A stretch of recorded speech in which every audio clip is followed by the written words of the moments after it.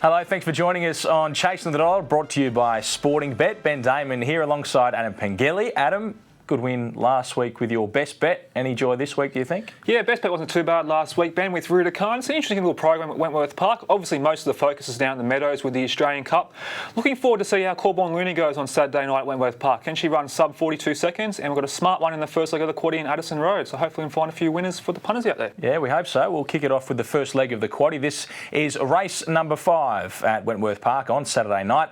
There's the way that the field looks. What do you think about these? Yeah, we're looking forward to seeing number 7 Addison Road come to Wentworth Park for the first time, Ben. She's been running over the middle distances of late, got gunned down by Cawbourne Looney at Bulleye last start. She's a really, really smart pup. Ran 30.26, I think it was, at Richmond on debut. That was her first start in a race, an absolutely amazing effort. The only danger I can see for her here is that he's rising faster on the outside, does have a little bit of toe early. If she does get cramped by him, she might find a bit of trouble going into the first turn. She's got plenty of mid-race pace, should be enough for her to get the chocolates.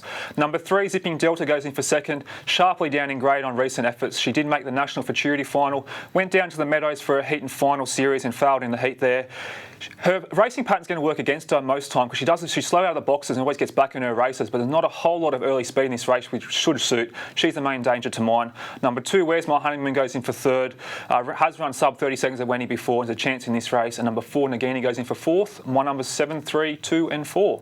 Let's go to the second leg of the quaddie. This is race number 6. It's a 4th grader over the 520 metres. We see Adam's best bet and winner from last week, Rue De Kahn, is in the 2 here. You're going to back up there? I'm not going to, Ben. Actually, I'm going to go for number 8, Fast Archer. Probably an each-way special all night here. There is one point I'd like to make. I've seen a couple of markets over the last couple of weeks really overreact to a subpar performance the week before. I think Ritza Hattie was a perfect example of that last week. She struggled to get into the National Futurity final of a difficult box. Came to Wentworth Park last week and went round at ridiculous odds, I thought. Now, I know she didn't get the chocolates, albeit off a pretty difficult draw, but I think Fast Archer might be a candidate to come under the same principle here on Saturday night as well. He's a greyhound who's got plenty of ability. His run on paper last week was a little bit ordinary in a much tougher race than this. He was slow away, got cramped for room early, but he has run 29.60 odd at Wentworth Park before. Most of these greyhounds just can't run that sort of time. The draw is a little bit difficult for him, but if he gets a nice trail off the back of Jack Sack, I think he'll run a huge race at some sort of price here. So number 8, Fast Archer, our each-way bet. Number 4, Topper Harley, goes in for second. Drawn well underneath the moderate beginner, was really good last week, is the main danger in the race. Number 2, Rue De Kahn, goes in for third. She's racing in super form.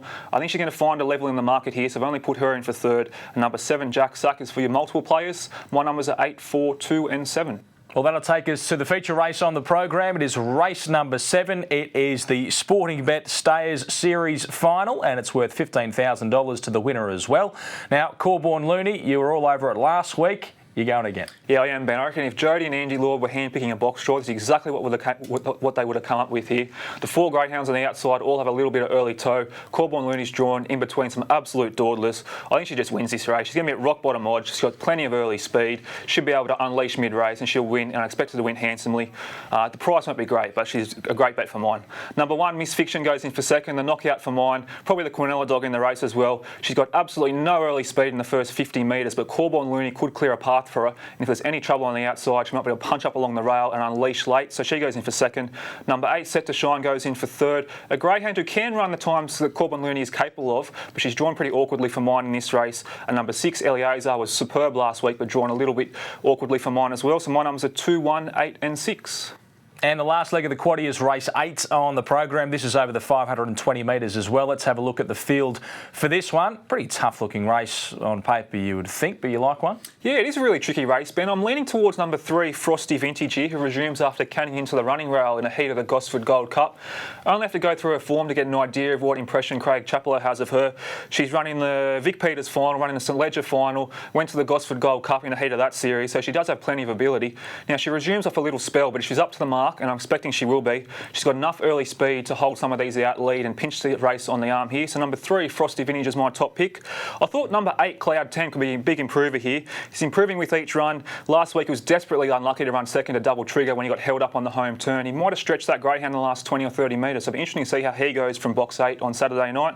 Number 2, Ritza Radar, I've thrown him in for third. Much preferring to see drawn out wider on the track, but has enough early speed to be prominent here. Number 1, Between Wickets, goes in for fourth. My numbers are 3, 8, 2 and 1.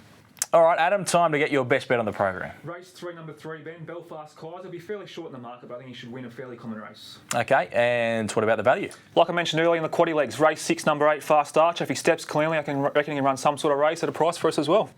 Give us your quaddie. There's a couple of trim-up legs here, I think, Ben. So in the first leg, we'll go with Addison Road and include Zipping Delta. In the second leg, we'll include Fast Archer, Topper Harley and Rue De Kahn. In the third leg, we'll take Cawbourne Looney and just chuck in Mixed Fiction for some insurance. And the final leg, we'll come home with Frosty Vintage, Cloud 10, Ritza Raider and Between Wickets. All right, next week we have a big race, certainly, to preview as well, don't we? Yeah, looking forward to the Australian Cup. The heats kick off at the Meadows on Saturday night. Should be a cracking final down south next Saturday night as well. It will be, and we'll look at Wentworth Park as well. So join us next time on Chasing the Dollar.